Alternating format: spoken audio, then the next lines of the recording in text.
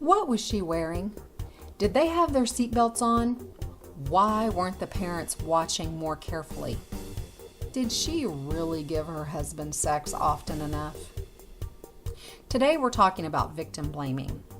When there's an accident, a tragedy, some kind of personal disaster, victim blaming is almost inevitable.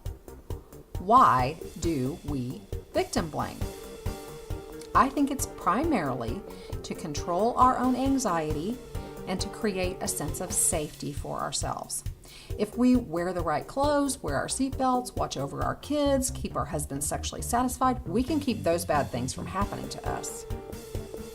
And while it's fine to build good practices in life and relationships, we also have to recognize those times when our concern for safety elevates into toxic victim blaming. And at that point, we're probably trying to control things we can't control. The truth is, accidents happen. People get sick and even die. And evil is unleashed on the innocent in this world we live in. Toxic religious frameworks often come into play in this area of trying to control what cannot be controlled. We want God to control the things we can't control. And victim blaming becomes especially harmful, and I would say even spiritually abusive in situations like this. When victims are told or messaged in some subtle way, you're not praying enough. You just don't have enough faith, which is why your prayers aren't being answered.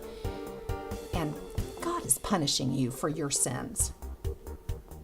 And worst of all, victims will begin to blame themselves. They'll say to themselves, God is punishing me for something, and I just don't know what it is.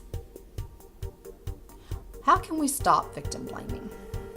Well, first of all, we recognize if we're self-blaming and we stop the self-blame. And then we can move on to distinguishing between healthy safety measures versus attempting to control the uncontrollable and when we're wanting God to do that for us. We have to continue to recognize that life is going to have pain and sorrow, and we're going to have to deal with that. We're going to have to do our own emotional work with our anxiety so that we don't blame ourselves and other people. And we also have to allow others to do their emotional work. We don't need to receive the blame that others are feeling when they're anxious. When we recognize and work with our own anxiety, we'll be able to recognize anxiety in others and allow them to do the work that they need to do. I hope that helps you like it has helped me. Okay,